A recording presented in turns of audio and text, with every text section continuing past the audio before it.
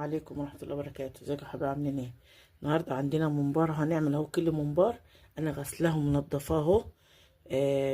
جايباه من عند الجزار كده، بحب اجيبه من غير تنظيف وانضفه انا واعمله واجرده، وهبقى اعمله معاكم قدامكم مره. وغسلاه بالليمون والملح والدقيق وكله. هنعمله مع بعض اهوت. هنا معانا 3 بصلات وفلفل وطماطم، وهنشوف هنعمله ايه مع بعض بالظبط. هضرب البصل في الكبه واجي اهو يا حبيبي. ضربت البصل في الكبه اهوت، وهنعمله اهوت. اوريهولكم هنتعمل ازاي. اهو يا حبايبي الحله اهيت وحبه زيت اهمت. حطيت زيت وهحط البصله معاكم. هنعمل ممبار حلو قوي، بعمل له تكه جميله قوي قوي، بتخليه في حته تانية. تكه من عندي كده حلوه قوي. طبعا البصل والفلفل مضروبين مع بعض، فلفل اخضر. وهحمر كده معاكم البصلايه شويه، ونشوف الطماطم نضربها في الخلاط ونعملها. اهي يا حبايبي البصله اهي قربت تلون اهيت، هي والفلفل مطلعه ريحه جميله. اهي يا حبايبي قربت تلون اهيت. انا عندي الطماطم ركنتها خرطها مكعبات، ولقيت عندي صلصه في التلاجة اهيت، طماطم معموله كنت مجهزاها اهيت يا حبايبي. البصله قربت اهي.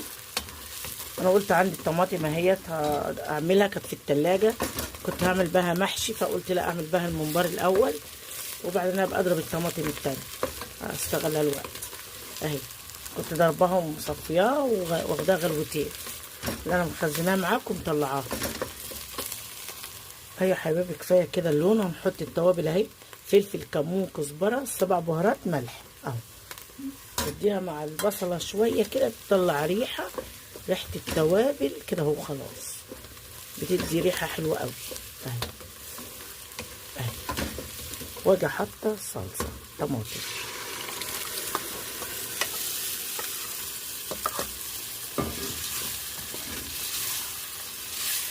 وهتغلي شويه تتسبك ونعملها.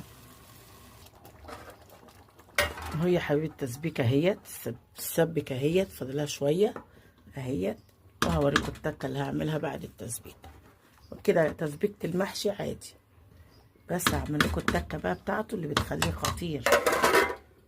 اهو يا حبايبي عملت بصلايه خرطتها لوحدها غير التسبيكه، وعليها فلفل وملح وكزبره وكمون، وادعكهم ببعض كده.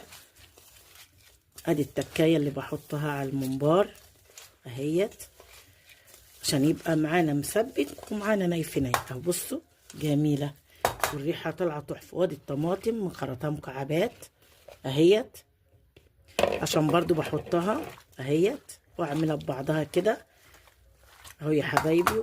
وادي الخضره اهيت، كزبره وشبت، بس بحبه كده. واجي حاطه الرز بقى اهو، اهو اتحطاه.